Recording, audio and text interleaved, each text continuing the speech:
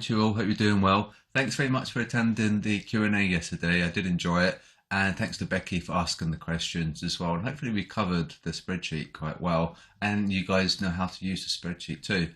So all in all, it's a good success and I'm quite happy. The recording has been made, so do check the YouTube channel that I've got.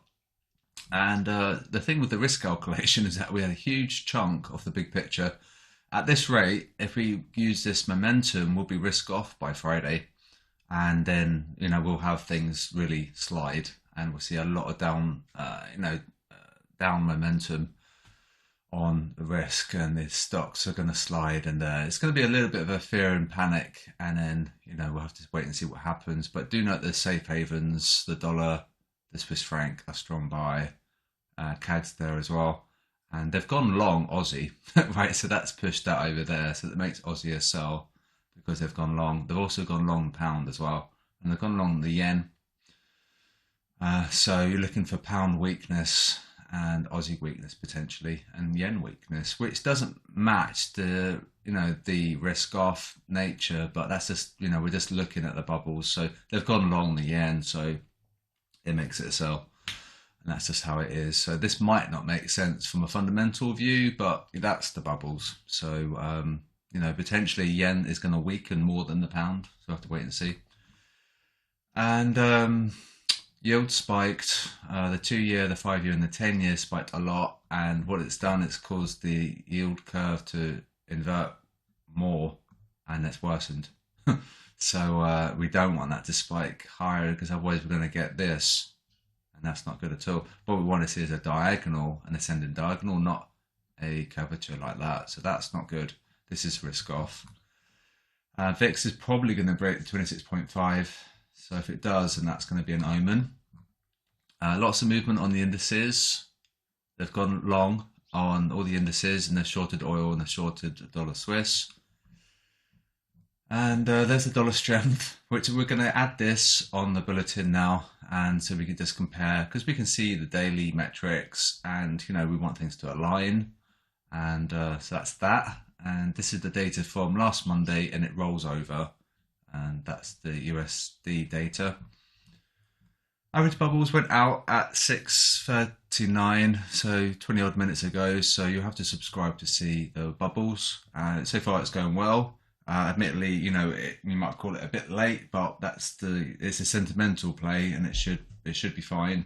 It's based on the max bubbles on the average time frame. Okay, so the max bubbles are daily. The trade of the day is using the average. That's important to know, okay?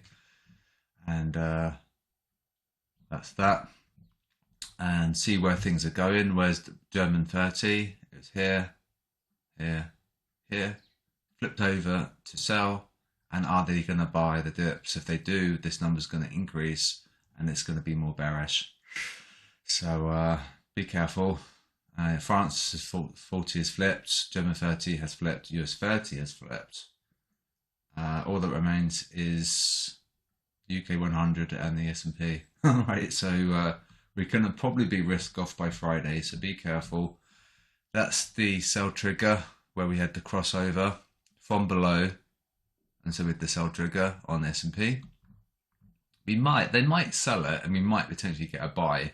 So be careful there. If they sell this, which they probably will do by looking at this price action, they might sell it, mightn't they? Or they might be trying to buy the dip. So we'll have to wait and see what happens here. I'm going to do a 2-minute video in an hour, and we can see the London Open to see what they've done in this 55 minutes. And I've got to suspect they might try and sell it, maybe. If they look at that price action, they'd have to be a bit bonkers to buy it. We'll just have to wait and see. We'll do a 2-minute summary at 8 o'clock. There's the sell for the US 30. Likewise, we'll have to wait and see what happens at 8 o'clock. And German 30, we had the crossover. The MA is quite sideways. I was saying how we were sideways and quite choppy, and they've really gone long. And they went long. Initially got paid a tiny bit, and of course, the Jackson Hole and Powell speech, and we dumped really heavy. And so that's that. So it's a little bit choppy in the DAX. What we want to see is nice moves like this, not sideways stuff really. Gold, now it's been a sell for ages, and they're buying the dips, which I've indicated by circles. Whenever they buy the dip, price should fall, and that's that. It's quite self-explanatory. So try and get a copy of the trading station. It is amazing.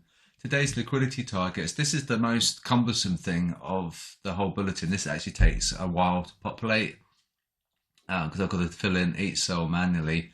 But we can see some interesting stuff. We can see the dollar CAD was the largest mover. And also the Aussie USD was also a large mover as well. And those cells are aligning. These cells are aligning. Gold is also aligning as well.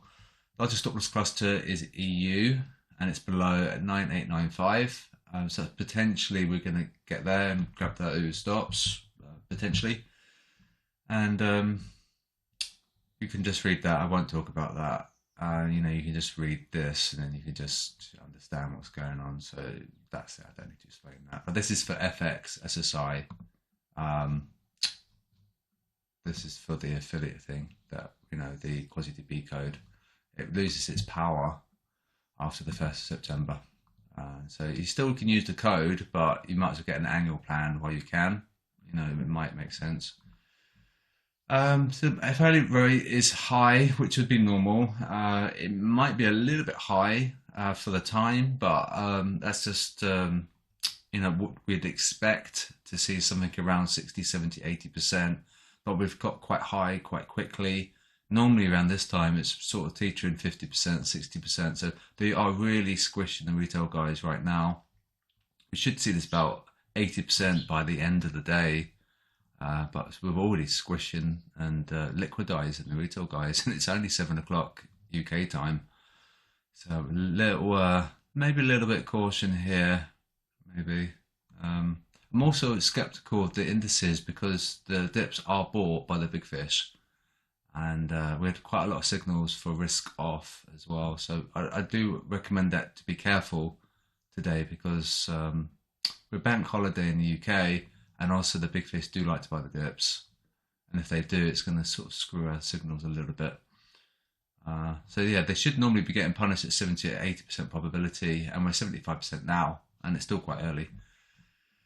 And yeah, we had lots of signals today, which I'll obviously report back tomorrow. So this will change by tomorrow. And this is the total there. Technical checks now. Aussie has now flipped back to strong sell. We were strong sell, then went to sell, then went to neutral, and then we went back to sell to strong sell. So this has been, it flipped quite a bit technically. And Aussie went back to strong sell. Economic calendar, quiet today.